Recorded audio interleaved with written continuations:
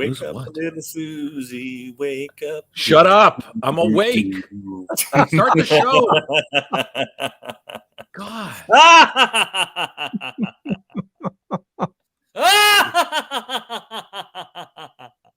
This is not the Christmas present I wanted.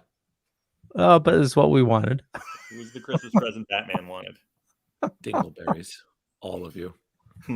Love it.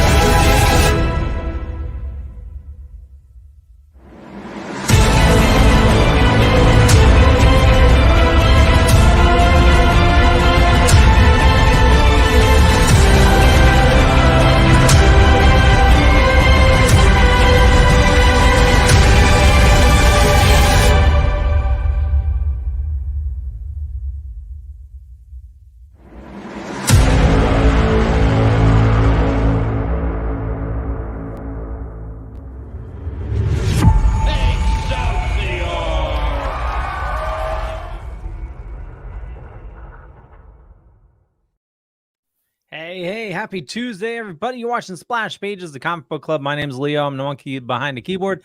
And today we're going to be talking about holiday comics and, episodes and, all things, comic book related for the holidays. And as always, Velvet Joker, how's it going, bud? It's going awesome. Awesome. Hey, Sleepy Boy. You both suck, and I hope you get some sort of coal in your stockings. Hey, everybody. Happy holidays to all of you. We got a great show planned, and to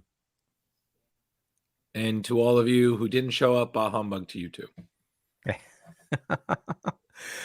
So like I said, we're going to be talking about holiday stuff, and we got a bunch of people watching, so we want to hear about what your favorite, how it could be, Batman the animated series episode. It could be, comic book issue. It could be episode of The Flash, or it could be Star Wars the holiday special. For all we care, just let us know what your favorites are, and put them in the comments, and we will be discussing. And how about that holiday special? Yeah, it's quality. Yes, quality for nightmares. So, not one of the best. So, first things first, gentlemen. Happy holidays. Happy holidays. We can start with that. And again, happy holidays to people who don't celebrate Christmas. To those who celebrate Yule, a most happy Yule. And then there's others. There, ones who don't have a Christmas special. Krampus. To some, yeah, there you go. Merry Krampusnacht, as they would say.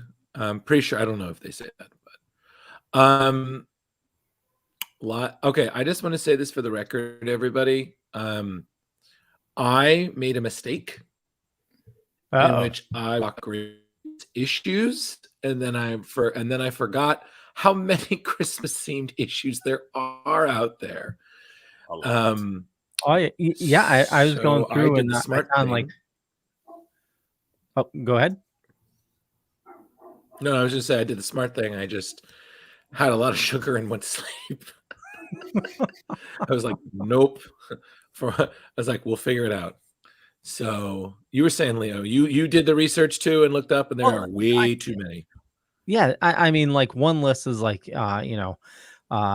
top 50, top 50 like comic book covers of the holidays, and there's a bunch of different episodes and tons of comics. I mean, Batman alone. Oh my god. I thought we could just do an episode on just friggin' Batman because it's just like, but it's way too many holiday episodes. And I started scratching the top and it was like, holy shit, this is all DC. I didn't even think about Marvel. And then you have a shit ton of Marvel holiday, Yep. I thought for sure Drew was going to pick the controversial pick, and that he was going to do the Punisher with the cover with him with the Santa hat on it, with the Silent Night rumbled in that currently they're changing the Punisher logo, so it is kind of a controversial thing from the nerd community. Yeah, I'd like to just briefly say a little about that. Everybody, it's a fictional character. Okay, it's a fictional character. There you go. Wow, Leo on the button. Yeah, see, this is what happens when I get a little sleep. It's a fictional character. Unfortunately, some people have chosen to adapt the symbol for their own agenda, which unfortunately can happen with things. But at the same time, the Punisher is a fictional character, and I don't really understand why we're catering to that. However, I do know that Jason Aaron is writing the story about the Punisher involving that, and just the idea that Frank Castle is going to become the leader of the Hand, which for some of you who don't know that is the villainous ninja organization usually you see fighting a lot of Daredevil. So that is huge, because the only other people that I know have been the head of the Hand have been, well, Daredevil himself, Wilson Fisk, and a couple of other individuals. So that's a big deal, because that's Frank Castle running a criminal organization. Like, what is going on? But if anybody's going to do it, I have faith in Jason Aaron. So, yeah, that's my thought on that. What about you guys? Well, just real quick, you're a mean one, Mr. Fisk. Please tell me you got that. Please tell me. Did you watch the episode? No, I'm still behind. No, Drew's behind. Drew's behind. I'm so behind. I just hanging away articles all day. It's taking all his time. He's closing deals. He's a maniac. You don't know. I just have to say that the music selection for Hawkeye is just on par. It is awesome. It is. Yeah. All right. Well, listen, I'm very excited to watch it. At this rate, I think it's going to be an after Christmas thing for me, but I'm fine with that. Because Christmas Kids is not just a day; it's a state of mind. Miracle on 34th Street. But I also, before we get into things, gentlemen, I want to discuss something that has always come up in my mind and is always a good conversation starter. What constitutes a Christmas movie? Now, I have a theory about this, if I can share with you two gentlemen who've probably seen a lot of Christmas movies in your time. And I'm not just saying that Leo and Rich, you're old, but, you like to point out that you're sometimes older than me. So, payback is a present wrapped cold. So, wisdom. I have this theory. Wisdom. So there are three kinds of Christmas movies. There are Hallmark, which is clearly for the money and is usually the same thing over and over again with celebrities that I feel somewhat are clearly cashing in that paycheck. Oh, yeah. Sometimes. Right. Dean King. Then you have the Christmas. Yep, there you go. So then you have the Christmas movies, which Christmas is the center of the movie. Christmas Story, Jingle All the Way, It's a Wonderful Life, whatnot. And then you have movies that happen around Christmas, but if you took Christmas out, it would still be a movie. Now, for example, Die Hard, in my opinion, is a Christmas movie, because the reason that John McClane is at Nakatomi Towers is because it's Christmas Eve. He's trying to surprise his kind of non-ex-wife. And that's the reason he's there, and terrorists take over the building. Mhm.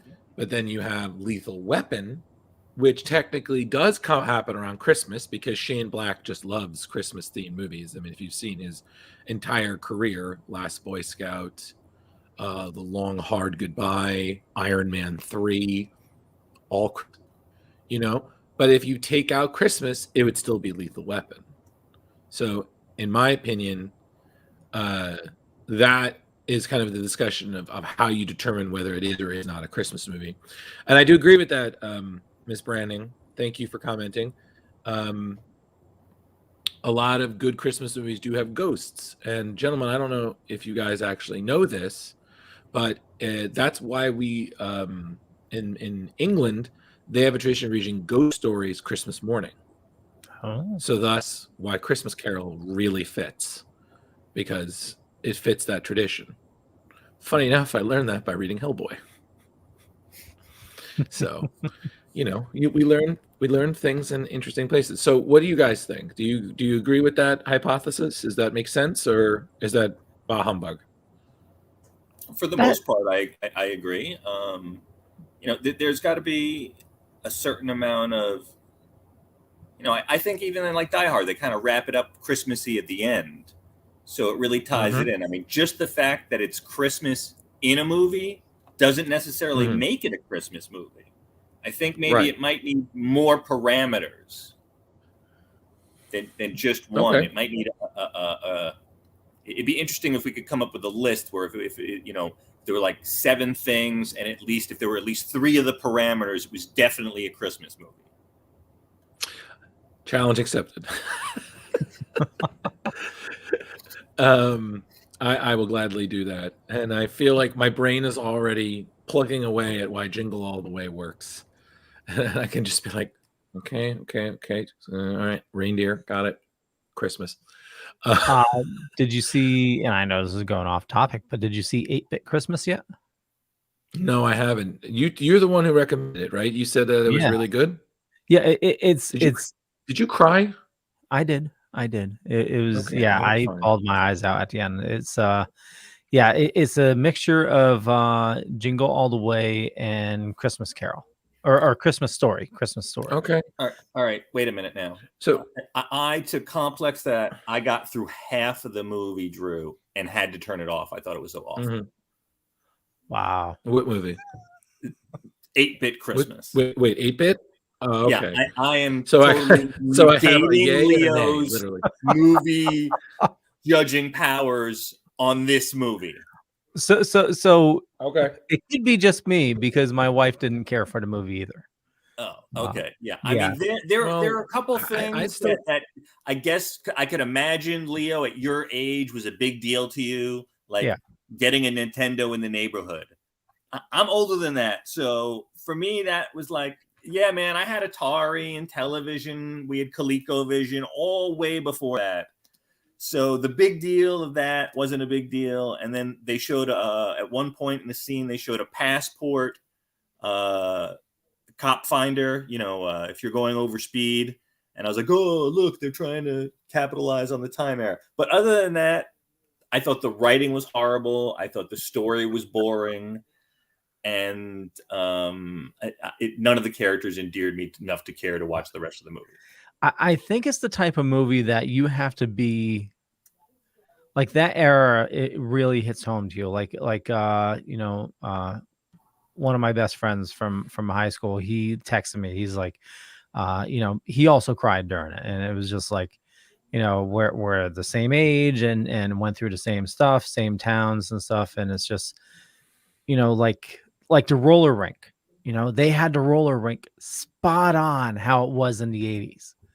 You know, and there was so many things like, you know, the father working on the house and like half the walls are off. You know, I grew up like that. You know, it's just it's a nostalgia grab, Drew. Oh, It's a totally. nostalgia grab. Exactly.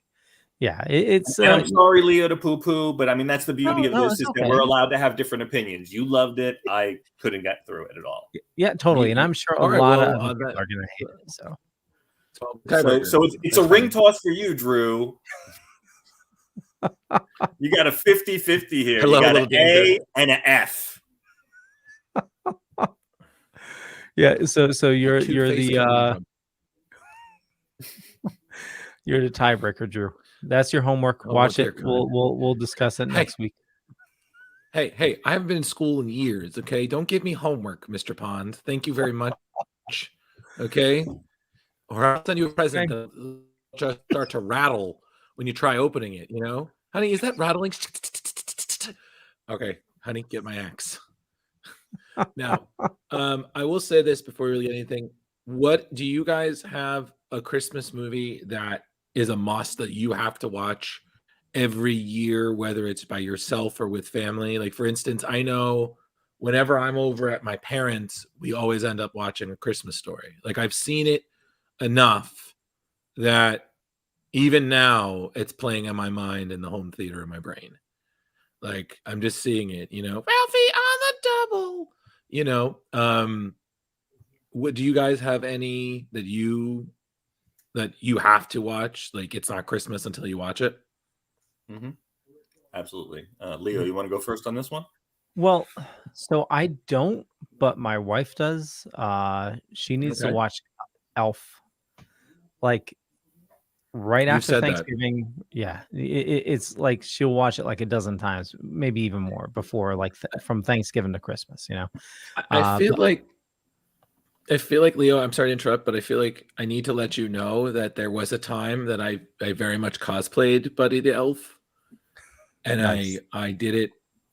Oh my God, I've never smiled and been more energetic in my life. Just getting out, I was like, oh my God, I'm exhausted. We need video clips. Video clips. I will send you. My favorite was I had a photo with me and Sauron from Lord of the Rings, or was it? I think it was Sauron. It was either Sauron or the evil, like the person who originally had the ring. That night, and I was just like, oh my God. Like, it was just like, I'm just like, oh, I'm so positive, and then darkness. You were with my precious. Yeah, exactly. It was quite crazy. So Lee, I'll send you some photos that you can just kind of be like, here, honey, this is one of the people that I work with. He apparently, you know, likes the thing that you love. And I haven't worn it in years. But maybe 1 year I'll do it just to live again. Sure. But Elf is your favorite color. What was it? Buddy Elf, what's your favorite color? He's like, oh, what's that? Oh, is that a skeleton? What's his name? Santa. I know him. I know him. No, don't you tell them. You're not Santa. No, don't tell them what you want. You smell like cheese. You sit on the throne of lies. How can you live with yourself? Just be doing on the throne of lies. Smell like beef and cheese. Smell like beef and cheese. What about you, Rich? Well, coincidentally enough, last year we started in our house the tradition also of Elf. Nice. Harley had never seen Elf before, and a lot of the older black and white stuff that we grew up on doesn't always have such great family memories because some of our families are not so fantastic over the holidays. So we decided the new tradition would be Elf. Fair. We think it's hilarious. We have not seen it yet this year, but we're not sure if we're going to do Christmas Eve or Christmas Day.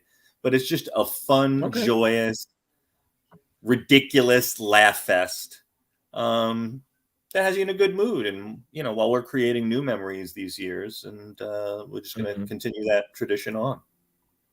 You know, what's really great is when you watch the movies that made us about Elf, like you really learn that, you know, it's Jon Favreau. His goal was to create, you know, a quintessential Christmas movie, like one of those timeless ones. And then you're just thinking, like, this is the guy who gave us Iron Man. This is the guy who gave us Mandalorian, you know, and you're just like, oh my God, like talk about someone to aspire to be, you know, like the guy gets it, man. But when you learn about like how they made the stuff that they had about making the movie and all the effort that went into making, it's just so great. And then there's just so many wonderful moments. And then on top of it, it has the dearly departed Ed Asner as Santa, and he is just perfect. Yeah. Like that one moment where he's telling Buddy, giving him advice about things to look out for in the real world is pretty funny. There's like 30s Ray's pizzas. They all claim to be the original, but the real one's on 11th. And when they say peep show, Buddy, that does not mean that they're going to let you look at the presents before Christmas. It was just like, again, you don't see movies like that, especially when it comes Christmas time, because I feel like now they range from like weird B movie plots, like Santa gets infected by aliens and then suddenly we have to save Christmas, to Hallmark sentimental BS. I'm sorry, I really don't mean to bash on it, but it's just a lot of cliche, predictable things. Well, you're not bashing. I mean, you are bashing on it, but it's like the Hallmark. I mean, there are, and I'm not going to bash on anybody that loves Hallmark, you know, because you have people that, you know, watch it 24/7 and they start spitting out Christmas movies in like July. Right. And it's like, you know, every other week there's a brand new one, but you know, it's a lot of crap. But if you like that crap, it's all for you. You know? Hey, I just thought of one. Do you guys remember a movie called The Ref? The guy who played Captain Stacy in the Spider-Man movies. What is his name? Yes. What is that actor's name? He's a comedian. Dennis Leary. Yeah, it was Dennis Leary. Is that it? Yep. I think so. Yeah. He ends up, he's trying to like rob a house during Christmas, and then the family comes home. He ends up like kidnapping the family. But it ends up being like this, you know, he ends up being like the psychiatrist for the whole family in the end of it. No, just me. I think I've seen it, but it was like once. It's just that one. All right. Yeah. You know, and then there's always those weird horror Christmas movies like Santa's Sleigh with Bill Goldberg. And like, you know, like I said, the weird ones. And then it's funny because I had this argument with someone that Batman Returns, like we were arguing whether it is or isn't a Christmas movie. And I was like, well, it's definitely a Tim Burton movie. I mean, you can tell that. But I was like, I kind of think it is a Christmas movie in some ways because it's got that weird magic going, that unexplained things. And we agree. We eventually agreed it is Christmassy, but we could have done without Christopher Walken in it because that was just too many villains. And Max Schreck does nothing. He's just there looking scary, you know. Still great. And every once in a while, I'll catch myself thinking about the ending. Yeah, I'll think of myself catching about the ending, like, oh, Merry Christmas, Master Bruce. Yep, Merry Christmas, Alfred, and goodwill to all men and women. You know, but I think it's also funny because I don't think there's enough days that you could watch all of the Christmas. You'd have to. There's no way you could watch all of the Christmas material in 1 month. Oh, hell no. Yeah. There's so many Christmas themed episodes, comics, movies. Like if you didn't sleep, maybe. Yeah, well, but, you know, that's why. Need at least 6 hours. That's why we need to, you know, give some of the diamonds in the rough here. You know, it's you know, that's why we had our picks, and you know, for people watching, we definitely want to hear yours as well. Please do. Drew, you didn't say. Did you say what you watch every year? Is there a movie you need to watch every year? I mean, for me, it's really hard because I watch so many movies that it's hard sometimes to know what I've just seen in my brain, and what I've actually seen. I do know. I enjoy watching Jingle All the Way every year. Not because it's a great movie, because when you watch it, it's not a great movie. But there's just something about it that works. Because it's just Arnold overacting, because it's a kid movie. You have Sinbad, who's the over-the-top villain. But the person I always laugh at, no matter what, because it's just so funny, is Phil Hartman as the neighbor. because I mean, God bless that man. He just knew how to play scumbags so charmingly funny. You know, and it's funny because every once in a while I'll bust out my impression of that. Like I'll about a cookie, like, these cookies. Wow, they're just so good, Howard. You know, it just, you know, oh my God. He was just he was on another level. But you know, that movie, that Die Hard, and that's kind of whatever really floats my boat. I will know that there's one movie that is off limits for me to watch because every time I watch it, I cry. And I'm not talking like tears. I'm talking full on ugly girl, Jack dying at the end of Titanic in 2000 in the 1990s. Well, Ugly crying. well, you should cry because of that, because there was plenty of room on the board for both of them. You know, it's just like You know she that's what I murdered them. realized I was. Oh, that's what I realized I was really crying about. I was like, he should have lived. Yeah. You know, but I mean, So, at that point, so I think Kate Winslet just wanted to get away from James Cameron. oh, totally. So what is the movie that's off limits? It's called The Snowman. It was a Oh, BBC. Okay, you know. oh no, no, no, no, That's no. I sorry, I'm thinking of Jack Frost. Is okay. it Jack First things Frost? first. A lot of people make that mistake. And there's two Jack Frost. There's the one with Michael Keaton, which is actually That's what I'm somehow thinking about. Yeah, scarier than the one where it's the killer snowman, where it's like super over the top campy, you know, with all the yeah, ice puns and things. And then you have the serious one, Michael Keaton, where you're like, wow, I actually think this is scarier yeah. because it's trying to look human. I'm like, man, this is frightening as hell. Well, Like, so, it's also, you know, he dies and he's trying to come back for the kid, and he comes back as a snowman. And yeah, it's really weird. spoiler. So the snowman, Yeah, BBC. it was a BBC silent film. The only Oh, time you actually hear anything is when their songs are singing. But like, I don't know why. The music will start, I start crying. The thing will just go on, I'm blubbering. Like it is. And then when the ending comes, which just devastates me every time, like I have to only watch it when I'm 100% completely alone.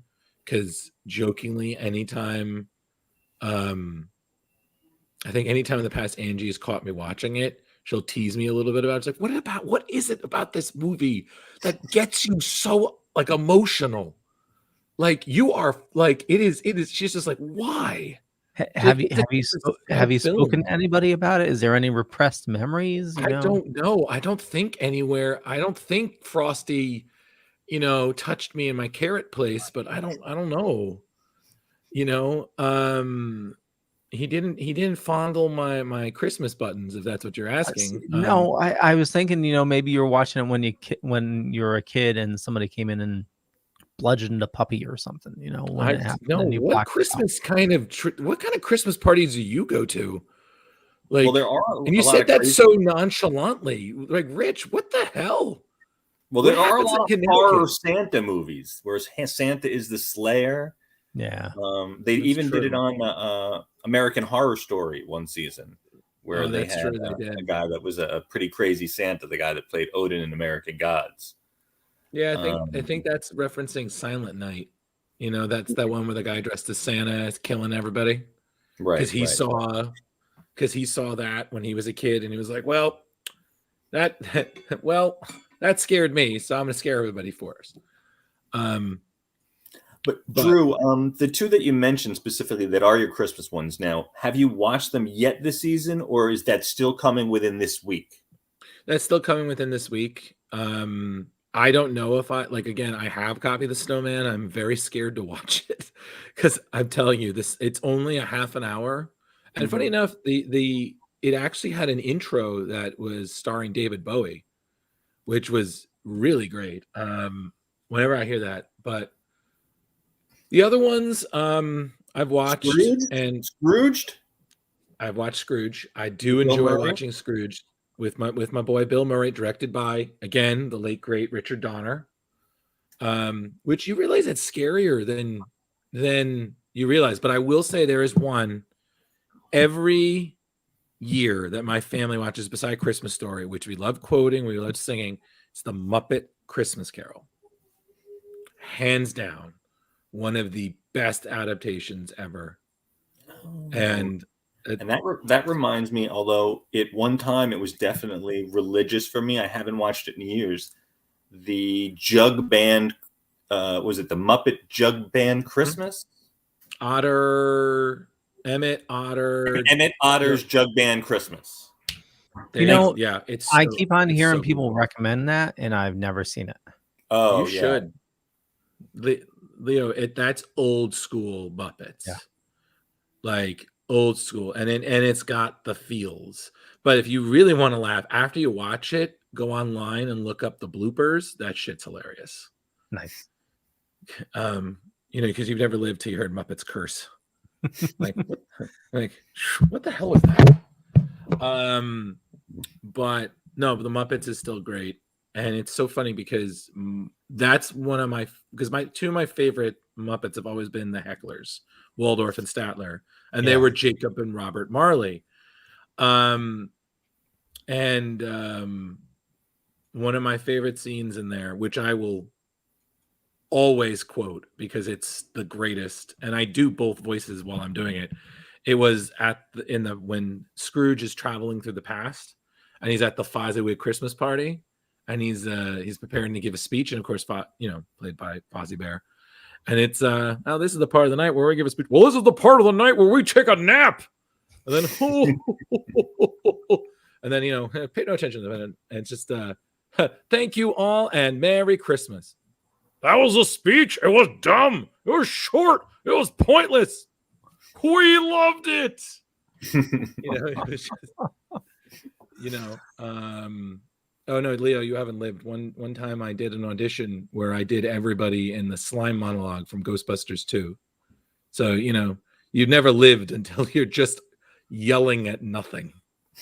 Nice. But you're playing, all 4 Ghostbusters.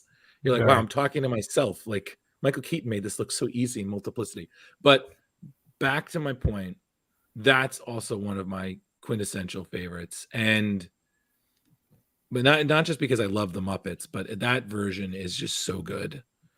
And it tugs at the heartstrings. I'm not going to lie. There's some really sad moments that they feel they really captured. And then Michael Caine, come on, as Scrooge. He's great. But I now remember my point was that watching Scrooge, it's a lot scarier than you realize. When you're older, you're like, wow, this is a fucked up movie. Especially the Ghost of Christmas Future. That's some scary shit, man. And not like I was terrified, but I was like, wow, this would scare somebody if they were younger. Like that is some demon ass shit right there. But well, we've wasted half an hour talking about movies, so let's get on the rest of the show. Well, I wanted to bring up one movie real quick, and it's only because I linked it to a episode of The Tick. So the Tick Loves Santa was a Christmas episode of The Tick, and nicely done, Leo. Thank you. That was fantastic, Mrs. Pond. Nope, that was Mrs. Harley. Okay, thank you, Mrs. Harley. So I'm sorry. I don't know where that came from. I just heard a wonderful reference in my ears. It's all good. I just got to give credit where credit's due. I'm just saying. Not that Mrs. Pond isn't a lovely lady who stays behind the scenes completely. She does. She doesn't like any of this. I mean, she loves that I do it, that I enjoy it, but she doesn't like to be seen on the camera. This is Leo time. That's what I'm hearing. Exactly. Right. Leo's the star. She's the woman behind the man. Ain't it? But yeah, she's just to toot her horn a little bit. She's very musically inclined. She went to school for music, and when I was first seeing her, a lot of the dates was, I'd meet up where she was like singing in front of a big group of people and stuff like that. And so what I'm hearing is if we have Splash Pages, the musical episode, she might make a cameo. And now that we've done that, I now am very tempted to try writing that because that would be really funny. She But- may sing it, but she probably wouldn't come on camera. That's fine. You can listen. We can, you have a monkey behind the keyboard. We can have the angel behind the keyboard. There we go. So what I was gonna bring up is when I watched this episode, there was a part of it where I thought, oh shit, they just gave the plot of a movie that came out last year. It's where Santa and Tick are talking, and Arthur comes running in. He finds a gun, and he gets tackled. And Santa goes, "Sorry about that, Artie. Most people are nice, but once in a while, a naughty little boy loses it and comes after Santa." And last year, now I know he's been canceled, but this movie was incredible. It was Mel Gibson, and it was the movie Fat Man, where this kid gets coal for Christmas and hires a hitman to go after Santa. Oh my God! Wow. It is such a bizarre movie, but it's absolutely fabulous. And when I heard that on the episode today, I'm like, holy shit, is that where they got the idea of it? So yeah, it's yeah, that was my contribution. So have at it. Yeah, Leo, I had to slap myself to make sure I still wasn't dreaming because that wow. Did you see Fat Man? No, I didn't. But the fact that you're describing that, I was like, what? Oh, and the hitman, who the hell plays the hitman? He's a genius. Gary Busey. That's a nightmare. No. So the kid, his like parents like leave him alone, and he's like from a very wealthy family, and he likes steals the grandmother's checks. She's like thinking she's signing for something else. That's where he gets the money to hire the hitman. Richie Rich? Pretty much. If Richie Rich went evil. Sinister Rich. While Leo's looking that Walter up. Goggins. Walter Goggins plays the hitman. So, Rich, you were saying? Does anybody remember Bad Santa? Oh, yes. I enjoyed that thoroughly. That is a great movie where they're going to rob the mall. I can't think of that guy's name that had blood around his neck. He was married to so bad with names now. See, this is what getting old and smoking weed does. Your memory for names is horrible. Like you could picture them, you could think of 8 things they were in, but to say their name is like so impossible. Okay. Can't do it. Talking Anyway, about Bad Santa, fun, what? evil movie. All right. Well, yes, it is. Bob Thornton? But what was the person? Was it Sarah? What's that, Leo? You just said talking it. about Billy Bob. Billy Bob Thornton. Billy Bob Thornton. Yeah, Billy Bob Thornton. And I can't think of what the little person's name is, but he's been in a billion things. Be too. Tony Cox. Tony Cox, yeah. And he was also in Friday. Quite a few. And we also have to give credit to the dearly departed both Bernie Mac and John Ritter. Both of them were great in that. Yeah. Yeah, got to give them their credit. John Ritter was in that? I did not see the second one. Yeah, he was Bob Sapika. I think he was one of those mall managers that kept coming to Bernie Mac and be like, yeah, so, because I remember he came in on the Santa having sex with somebody in one of the changing rooms.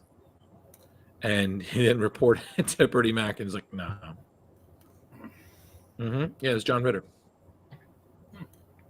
But I did not bother with the second one because they're like bad, it's good, and then they're a bad, and then it's bad no matter how hard everybody tried. And that looked to me more the second one. Yeah. And apparently, from what I understand, I was right. Well, so this week we wanted to do some picks for our favorite Christmas items, and I know Velvet Joker, you had some good ones. Where do we want to start this out? You want to start? Well, what are you covering? sorry, go ahead. No, I'm covering Batman, the animated series, Christmas Joker. Oh, okay. And what do you got there, Drew?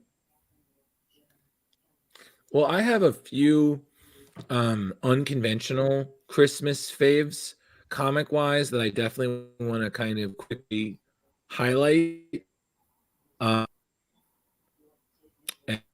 And there's definitely things of certain or whatnot that I remember that are great.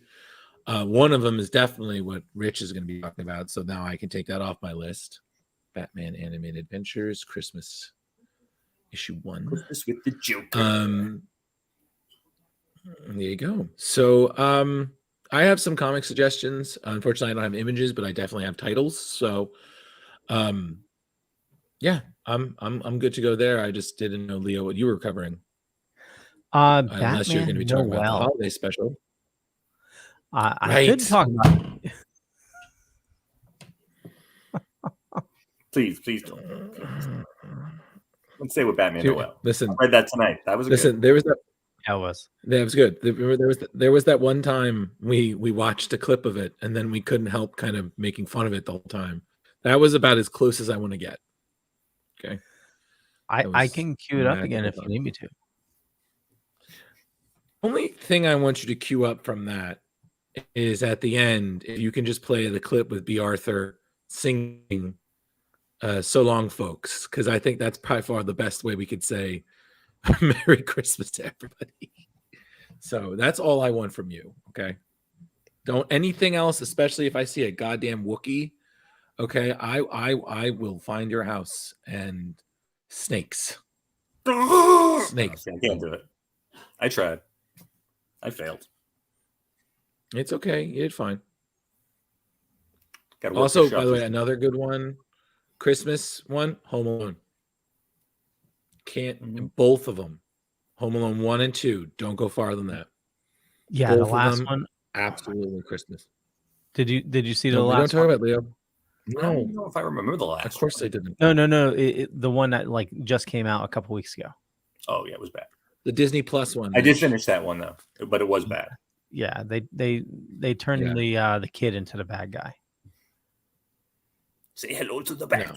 And then but also again, just to say, if you haven't watched the movies that made us, the one Home Alone was just as great. Because there were so many moments where that movie wasn't going to get made, and it just squeaked by. Oh yeah, and here we are. Oh, and how the snowflakes, that one scene they used potato flakes. Mm-hmm.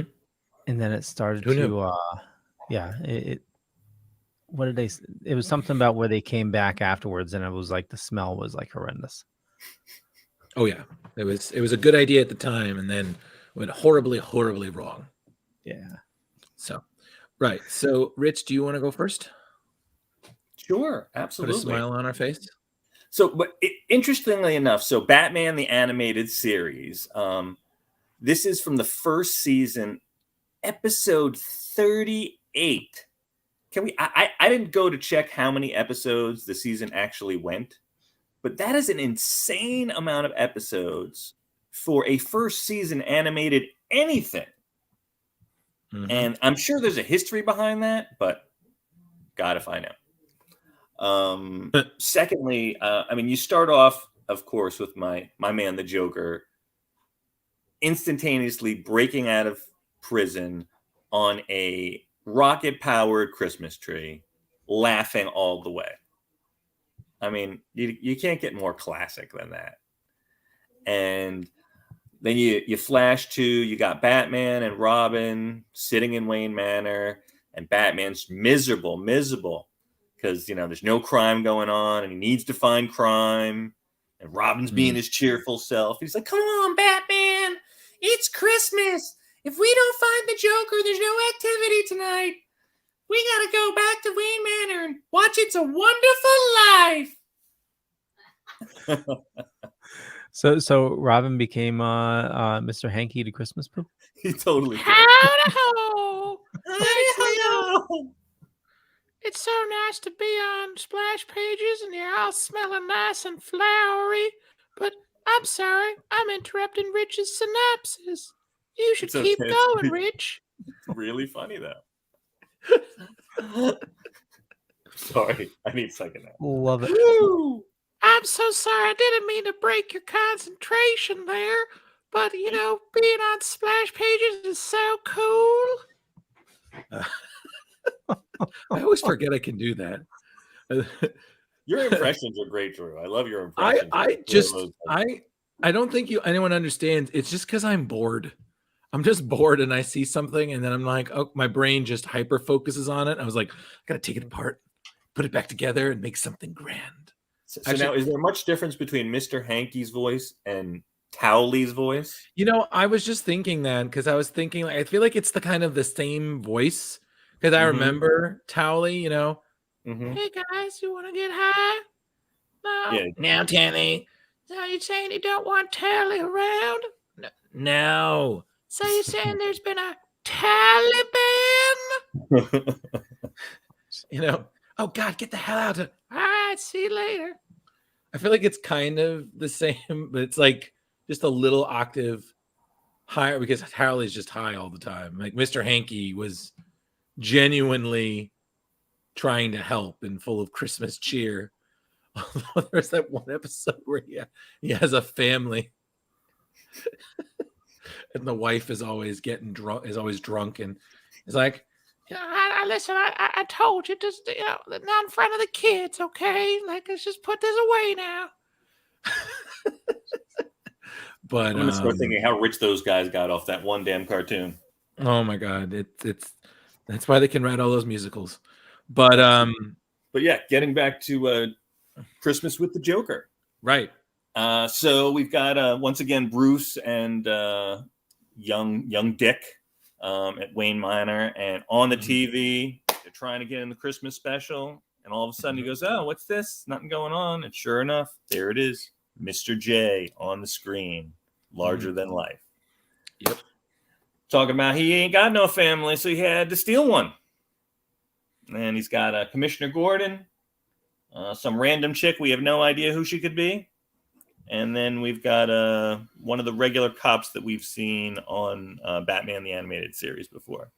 Wasn't that well? Because wasn't the hostages Gordon, Bullock, and then wasn't it Summer Gleason? I don't know who the girl was. Yeah, I think that was supposed to be Summer Gleason. She was that reporter. Yeah, but sorry. I think no worries. Thank you. I wasn't sure who she was. We were actually discussing that, Harley and I, when I was rewatching it tonight. It's like, who's that girl? If that's supposed to be Commissioner Gordon's wife, I was like, I have no idea. Anyway, so the Joker gives Batman till midnight to come and capture them, or it's going to be for the, as he calls them, the lawful family, or the awful lawful family. And it's also amazing since the Joker basically broke out of prison, so he had somebody set up a ton of mechanical things beforehand. Giant toy soldiers, Joker robots that shot bullets out of their hands. He converted the telescope on top of Mount Gotham to shoot Batman and the rest of the city. I mean, the technological stuff is insane. Cameras shooting up to watch what Batman's doing. And a whole TV station too. Yeah, in a toy factory apparently. Yeah. Batman is not finding the Joker, and so the Joker has to give him another clue. And he has Summer Gleason, as I've just found out, gives her a gift to open. And it's some kind of doll that is no longer made anymore. And then Batman puts the two and two together that the Laugh factory that used to make the toy shut down several years ago, used to make that toy, and Batman puts two and two together and goes to the factory. And chaos ensues. I'm not going to give you every detail of the episode, but basically, finally, the Joker gets to present Batman with his gift. And Robin turns into Towley again. He's like, "No, Batman, don't open it. It'll be bad for you. And it's like, okay, Robin, it'll be all right. And he opens it up, and it just ends up being a pie in the face, which is, of course, a classic clown gag. And the beauty of this episode is you're just bringing these two opposites that constantly go at each other, and they were both having a miserable time separately during Christmas. When you bring them together, it was joy. And at the end of the episode, the rarely seen Bruce Wayne smile comes upon his face, and Joker cackles away in Arkham, saying Merry Christmas to all. So beautiful holiday episode. Insanity, train explosions, giant robots, bullets, intrigue. And they sing the Jingle Bells Batman Smells song. Yeah. Robin laid an egg. Yeah. Yeah. The Batmobile lost its wheel and Joker got also away. one of my favorites. and one of my favorites is also because at the end, because there's the whole thing where he saves Joker because he almost dies, of course. And there's, you get the Merry Christmas, Joker. And then, bah, humbug. It's also really great because, Rich, correct me if I'm wrong, but that was the first time we ever heard Mark Hamill's Joker, right? That is correct. Yeah, so that's the first time we heard something that has literally become synonymous with the character. Right. And it definitely evolved from there because he was mostly one level through most of that. He went a little bit of his classic up and down, but nowhere to the near to where it became. Absolutely. That was kind of them testing the waters. And it's so funny to imagine that in another universe, the Joker would have been played by Tim Curry. Tim Curry, yeah. Mm-hmm. But he couldn't do the voice properly. He recorded episodes, but doing the voice, which I got to be honest with you, I love Mark Hamill's Joker. I really wouldn't have minded seeing what Tim Curry would have done with it. I feel like that would have still been pretty great. I didn't realize. I thought he did record a few episodes. No, he did, but they never played them. I don't think they ever played them. At least I've never heard them, but I know they did record. He recorded a few, but he kept having really intense coughing fits because of doing the voice for so long. Because as a voice actor, you have to constantly keep doing the voice. Sure. Which is, I think, another reason that Mark Hamill kind of retired it. Is because you do that for so long, that's gonna be murder on your vocal cords. Oh yeah, just doing the laugh year after year. I don't even know that today I can. I would need like honey and tea for like 2 months straight, like 3 times a day to even come close to the vocal range that I once had. Yeah, Rich, I don't know if I ever told you, but the 1 year that I did the Joker, which I tried, to do the Joker from Batman Beyond, Return of the Joker, and I committed. I had the full makeup and everything. I even painted my nails, and I did the voice and everything. It was great, but my voice took a real hit. I wasn't even able to yell for almost like at least a month because I was doing the voice the whole time, and y'all know me. I'm doing it 100%. So yeah, it was a real doozy for me, and yeah, it's tough, but yeah, after con, I'd be wrecked for a week. Oh yeah, no, but this is definitely a great one. I will say that why this is definitely also one of my favorites. I do want to give the Batman animated series credit because I also love their Christmas anthology episode, which I believe was season 4. One of the first episodes, the one where you have like the 3 and you have Harley and Poison Ivy taking control of Bruce Wayne to go on a shopping spree. You have we were just talking about that before you hopped on. Mentioned that one before. Yeah. Absolutely. I love that Holiday Nights. It's it was from the New Adventures of Batman, which is Batman the animated series later on. And even the Joker, New Year's Eve. And it's so funny because at the end you had those guys singing around the karaoke machine to Old Lang Syne. That's supposed to be Bruce Timm, Paul Dini, and I think the director of the episode I don't remember his name. Because they always ended up using the same guys for a lot of those episodes. Those were the ones singing. That's the bar where Gordon sits and meets Batman for their usual coffee. Right. It's such a great episode, and I gotta ask, I love anthology episodes, and that one was handled beautifully. Hey Drew, I want to go back to my episode for 1 second. Well, that's fine. I just wanted to give that shout out to that one. But yeah, absolutely. What an easy casual cosplay to do the Joker with an orange cardigan and a green turtleneck, and still with the slacks and the shoes. But I would love to go do that and go caroling with Harley in that outfit. That'd be great. That would be insanely fun. Oh yeah. Is that on your list before you decide you're going to retire the clown? Yeah. We might have to do that, honey. Go caroling as Harley and the Joker. She's not listening to me at all now. Yeah, it's okay. What are you gonna do? She contributed. Yes, absolutely. I can't always be the center of attention. Try as I may. If I may give a shout out to one of my favorite Christmas cartoon episodes, if I can. Yeah, go for it. Briefly. I don't think it's going to surprise you. The Real Ghostbusters Xmas Marks the Spot Nice. is a first season of the Ghostbusters. It was written by JMS, John Michael Straczynski, where the Ghostbusters on Christmas Eve are heading back from some sort of call. They get lost in a snowstorm, which of course leads to a time portal, and they end up in England, and somehow they basically disrupt the Christmas Carol.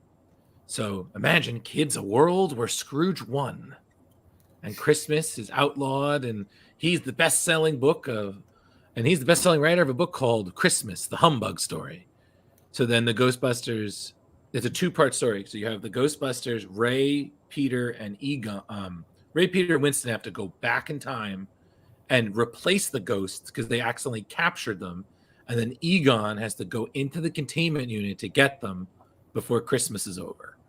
It is a fun, great episode. And Rich, just like the movies I watch, I do watch it every year because it's dumb and predictable, but it's so greatly dumb and predictable.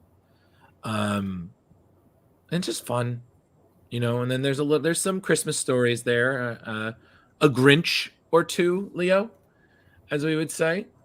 But that's one of my favorites. And I want to thank, I don't know if it was Leo or Rich, I now have to watch the Tick Christmas episode because I completely forgot about that, and that show was amazing. So, nice. Leo, any of yours your shout out? Yeah. So, I mean, you guys mentioned the episodes that I brought up. I mean, obviously, Tick, Justice League had Comfort and Joy, which is kind of meh. But yeah, I really enjoyed Holiday Nights and also Flintstones Christmas. Oh yeah. But where is my window? I got too many things open. I know. My pick for this week, and we don't have to go over the whole thing, but definitely it's something that everybody should enjoy for themselves. I'm just going to share my screen here. Batman Noel. Yes. Yeah. I hit it's just button. Us. Damn it. I hit the wrong button. Yeah. Darn it. How do you say that? Lee Bermejo?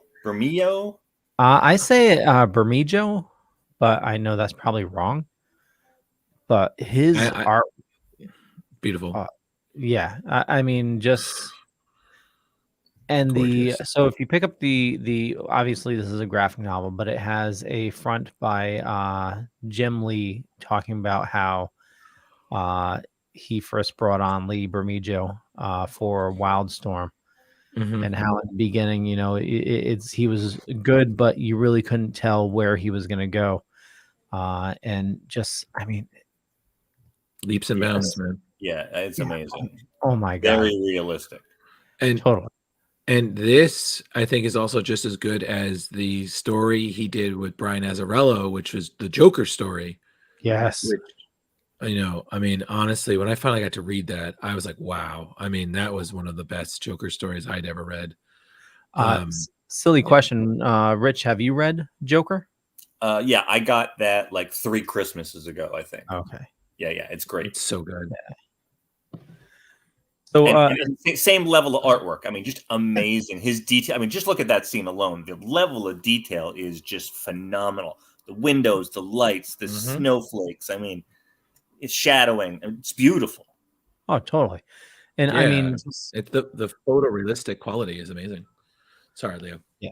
Oh, Go no, for it. no, I was just going to say, yeah, exactly. Just, you could hear the picture, Batman running through the sound, just a crunch, crunch, crunch. Yeah. Just so essentially the story is it's a Christmas Carol where Batman is Scrooge, and the ghosts are very inventive. Batman, within the winter gets sick. He starts to get pneumonia, and he's delirious at one point, and he sees Robin come to life, warning him of, essentially the 3 ghosts. He's going to be visited by 3 ghosts. But he's, starts off where this one guy, he's following the Joker. Joker's loose.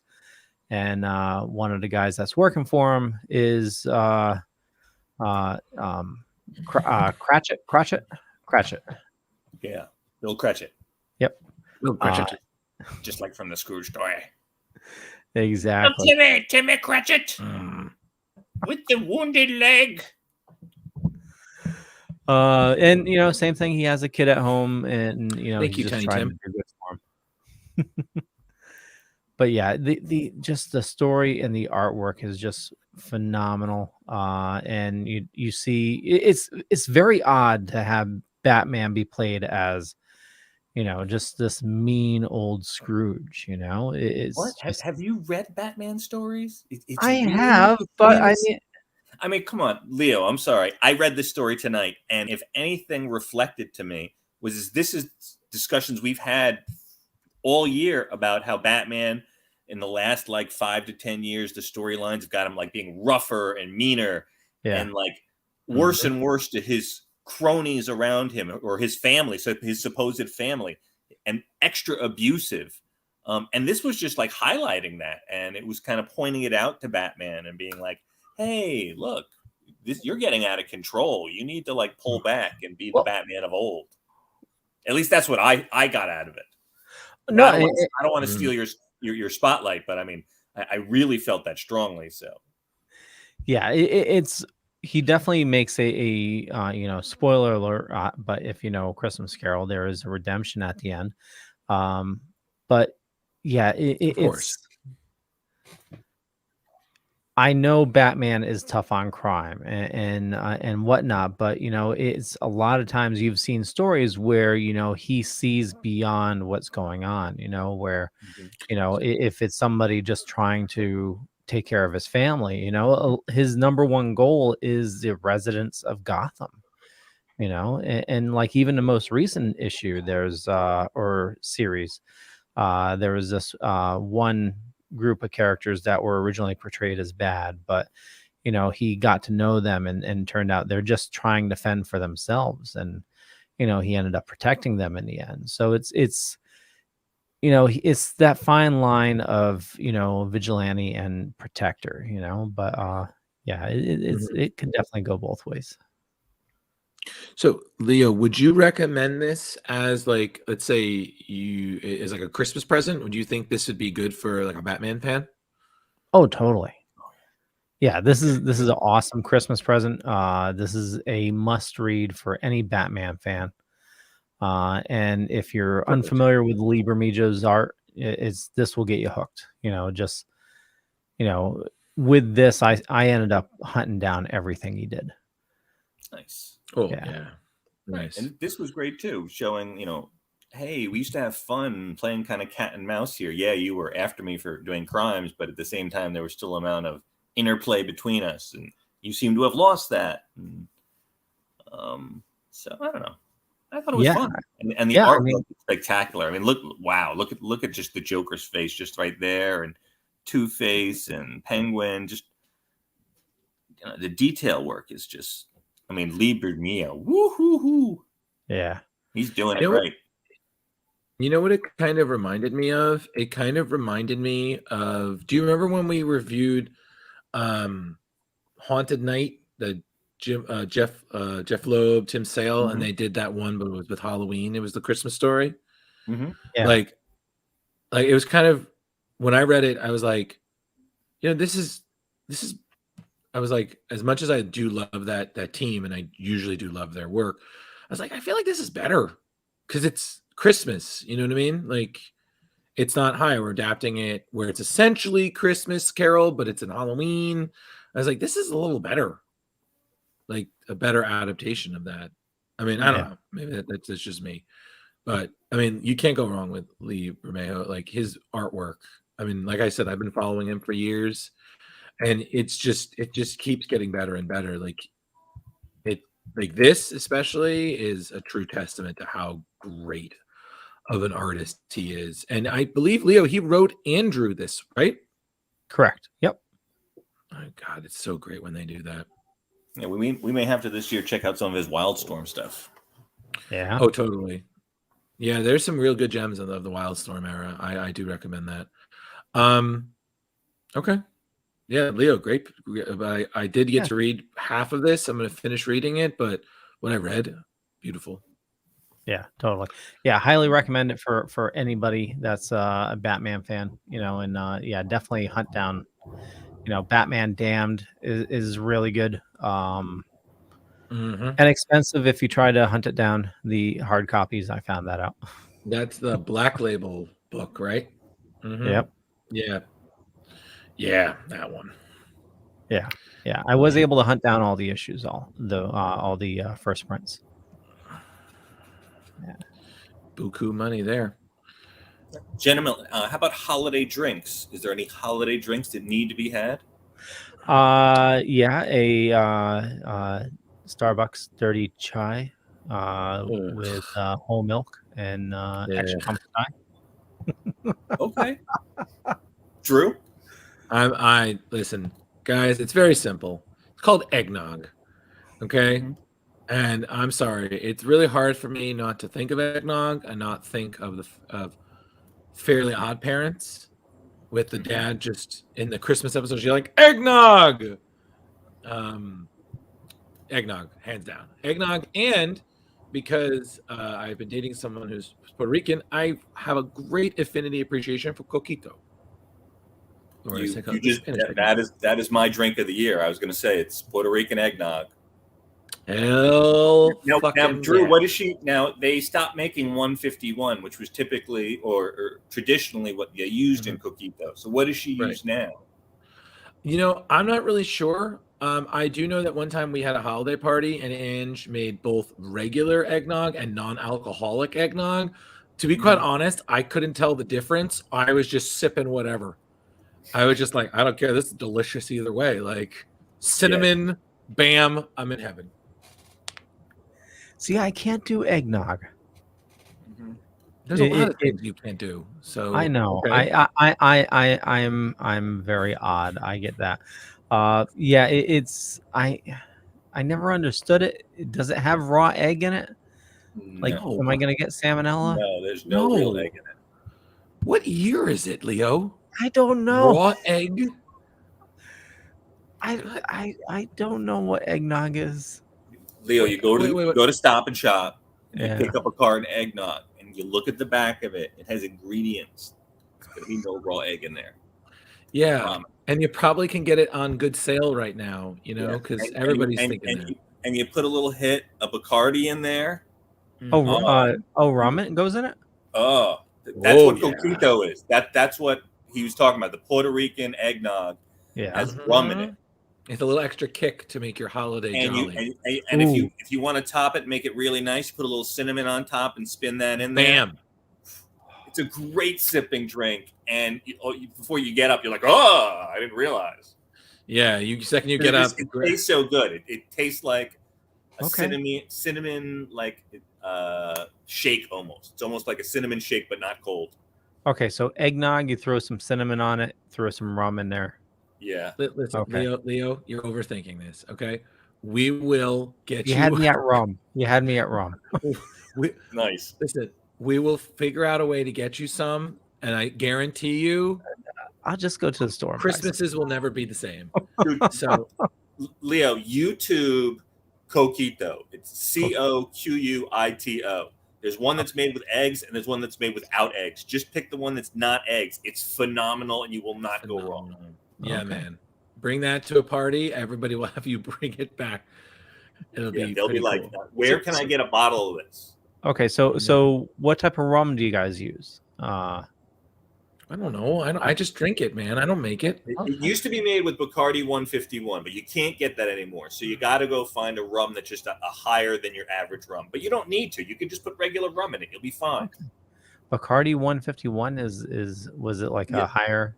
Yeah, it was the 151 proof. And they stopped making that for one reason. But there are other rums that make higher proof rums. Yeah. But just go for like a white rum.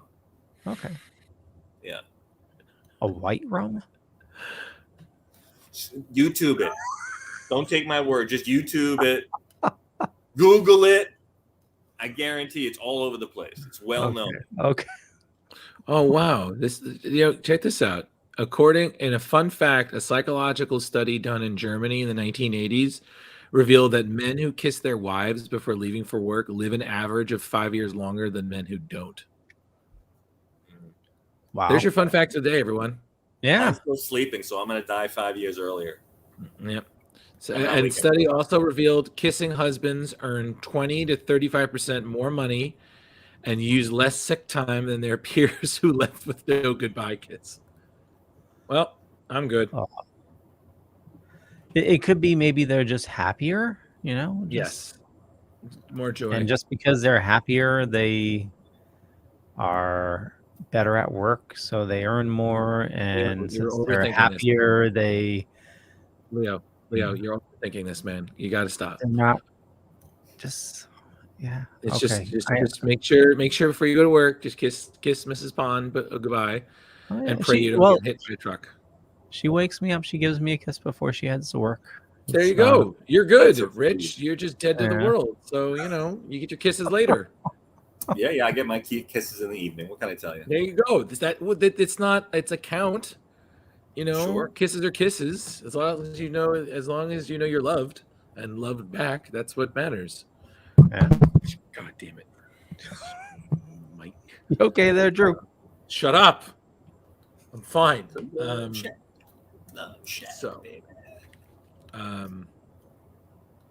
So yeah, there we go. There's a lot of Christmas picks and our Christmas traditions. I didn't get to do some. I had some Christmas picks. Yes, Drew. I had some comics. So, all right, everyone. So, briefly, because we're going to wrap this up, it is really hard to decide some of the best Christmas comics. So I pulled together some of my favorites, which do go off the beaten path of Christmas. But sometimes those are the best ones because they really capture the spirit. My top number one will always be, and I don't think this is going to surprise anyone, and especially Rich, because they've seen how much I rave about this series. That would be Starman Volume 2, Issue 27, which is a Christmas-themed issue from one of my favorite DC series, Starman. And in this issue, our favorite Starman, Jack Knight, is running late to a Christmas party where he comes across what appears to be Santa Claus. But unfortunately, it's not Santa Claus, but it is a homeless man who was partaking in being Santa and who lost his clothes. So he had to borrow the suit.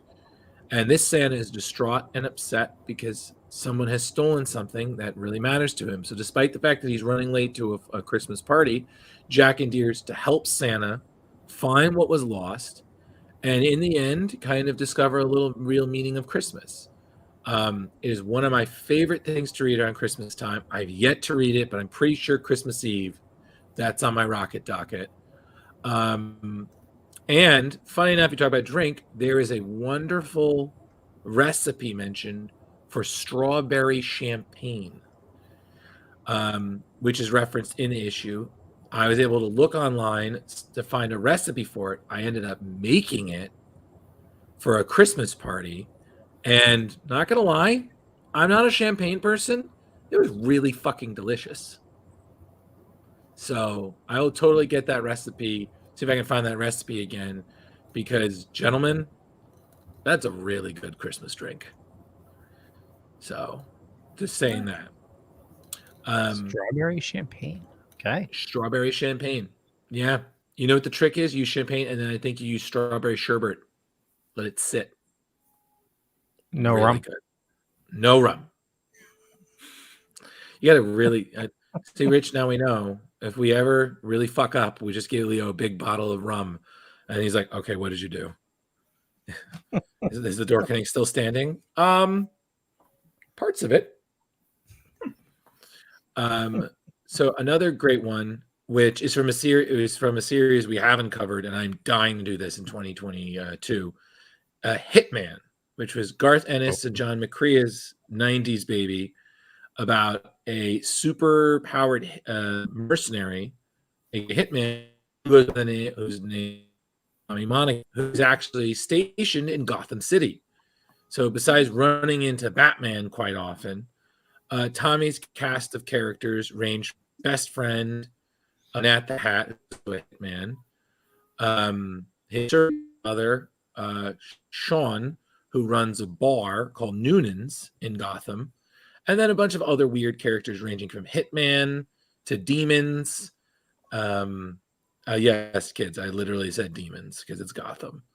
But this issue, which is Hitman issue 22, deals with Nat and Tommy getting a contract to take out a worker who was involved in an accident in a nearby nuclear power plant. Guy fell in, became radioactive. He's quite a humbug. So he essentially mugs a Santa, dresses like him, and starts killing people in a mall. And then the best part is this entire goddamn issue is told in rhyme. The entire thing is told in rhyme. The other characters talk, but the little boxes are in rhyme. Right. And it's fucking hilarious. So definitely check that out if you're like a little darkness, but a little whimsy to your Christmas fun. Nice. Indeed.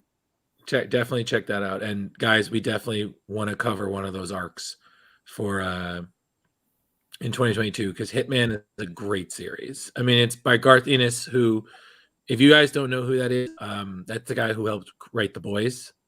Mm-hmm. So this stuff isn't as dark as The Boys, but for a DC comic, especially in the 90s, it is amazing how far some of this went.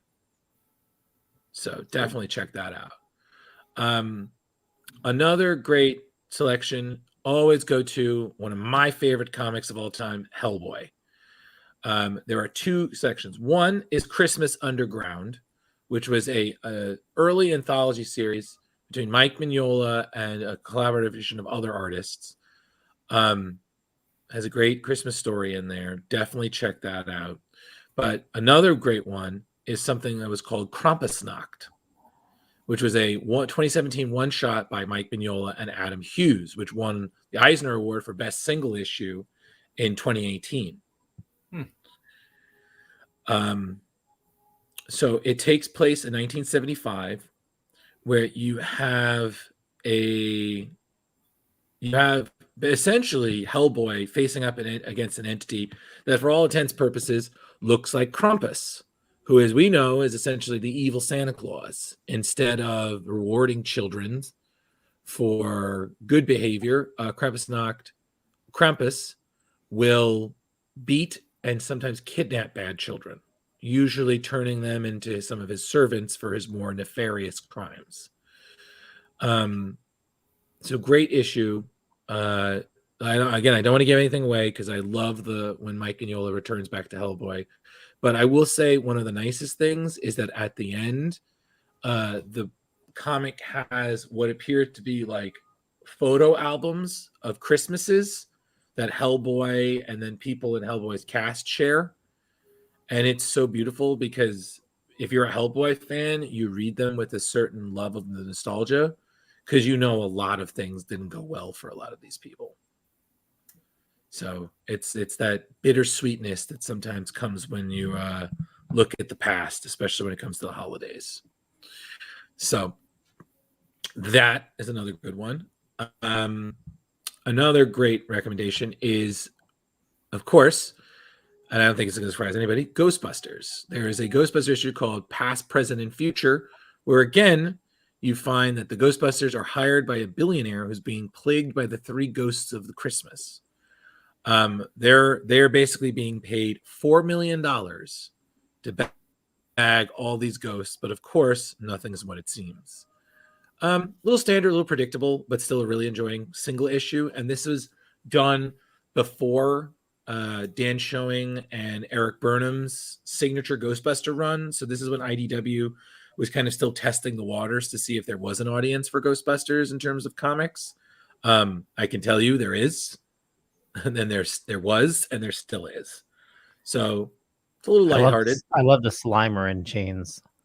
Oh yeah, it's a great image. That's Nick Runge did the artwork for that. I had that as a cover photo for a while. Now this is the last one. I admittedly don't have a lot in terms of Marvel for Christmas. I do know that they did have some really great ones, and I definitely need to look into that because I am a sucker for Christmas stories. There is one great one where Santa wields the Infinity Gauntlet and takes on the Avengers, which, I mean, that's pretty freaking boss, dude.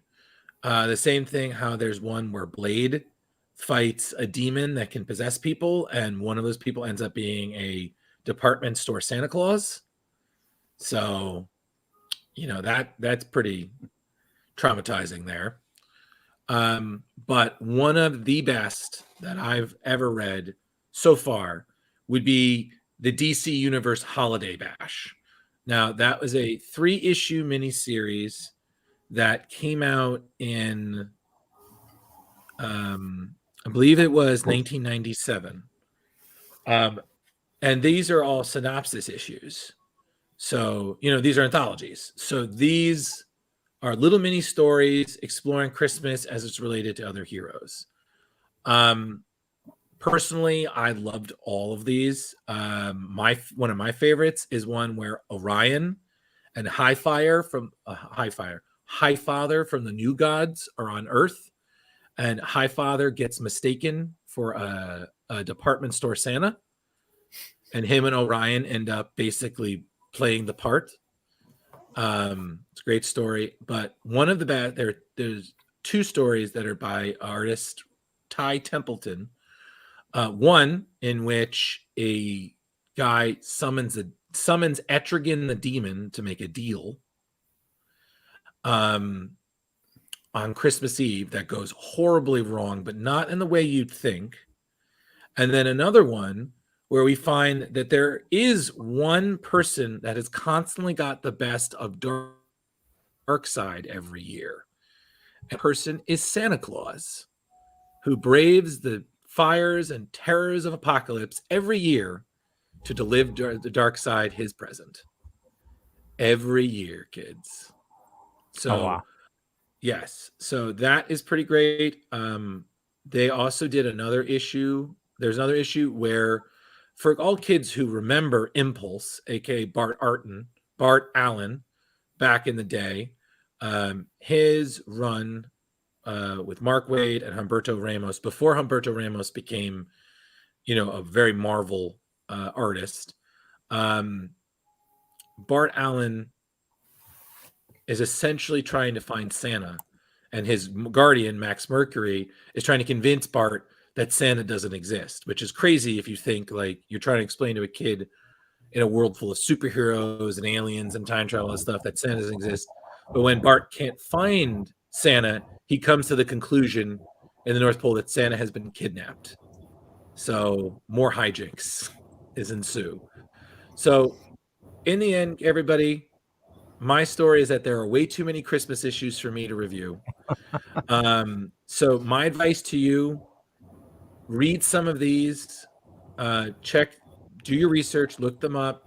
But honestly, guys, don't ever be afraid to look back and kind of see. One of my favorite Christmas stories is from an anthology series where Frank Miller did a story, and it was Christmas themed. And that's Frank Miller before he was Batman Year One, Dark Knight Returns. The writer artist Frank Miller.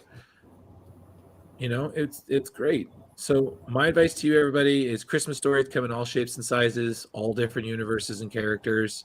They usually follow the same kind of plot, but sometimes you find some real gems. So there's more than enough out there. And if you read one every day until Christmas, you would read 25 stories, which it doesn't really seem that hard. So. And even hearing that, Drew, it's reminding me, I don't know if you ever watched American Dad, but they did a ton of American Dad versus Santa episodes that were just super dark and super insane. Yeah, I do remember. I remember seeing those. I'm not always the biggest fan of American Dad. To be quite honest, I feel like a lot of those shows just need to be over already, including Family Guy. I know, guys. I'm so sorry. It's okay. I don't watch it. I haven't watched them in years. Yeah, me neither. I catch clips every once in a while. I'm like, nope.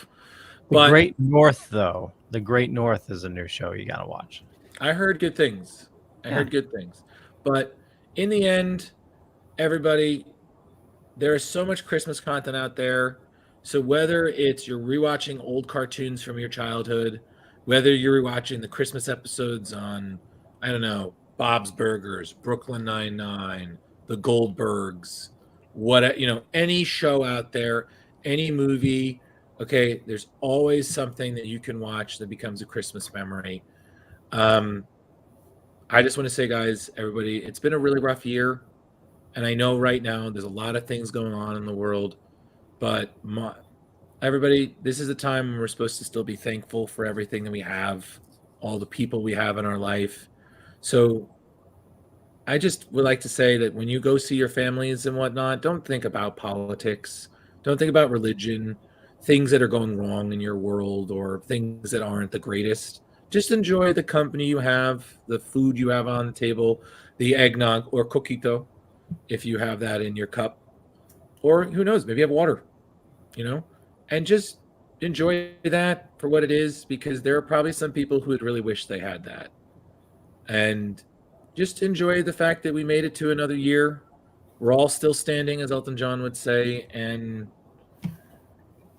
I mean, nowhere to go but up, right? Absolutely. Right? Yeah. Okay. Well said there, Drew. No, Leo, if it can't be a Christmas movie until we have like a deep, meaningful monologue summarizing it, and then, some sort of great catchphrase, I'll leave that to you guys. I'm tired. Nappy boy, that's going to be the catchphrase. Shut up. Okay, I don't want to hear this. Well, we'll wrap things up. I want to thank everybody for watching this fine evening. Definitely check all the show notes for all the information here. And, Drew said it best, enjoy what you have, enjoy the people that you have in your life. And, it's all you can do. All you can do.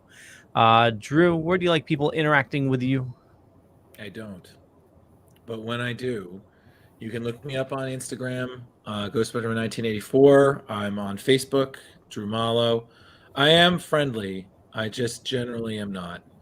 I'm also a writer for Screen Rant. I do a lot of things around here. There's definitely projects coming up in 2022, so please keep an eye out. And happy holidays to everybody, and be well. Vava Choka. Well, you can catch me, of course, here every Tuesday on Splash Pages, a comic book club. You can find me on the gram, Velvet Joker 2021. No, I'm not going to change that next year. We'll just hold on to that year for at least another year. We'll see. Just another year. absolutely. But happy holidays to everyone. Merry Christmas, Happy Hanukkah, Merry Kwanzaa, Happy Krampus, Happy Yule. Happy Yule, Happy Thor's Day. Just be happy. Don't worry. Be happy. Don't forget for all whose praise and a Merry Festivus to the rest of us. That's right. For the Seinfeld friends. And then Leo, you too. Where do they find you? Oh, just Google me. But more importantly, I want everybody to follow you guys, and I run a little thing called the Dorkening. It's a lot of awesome people doing a lot of awesome stuff. And with that, we'll catch you guys later. Bye. Feats of strength. Feats of strength. Get out of here.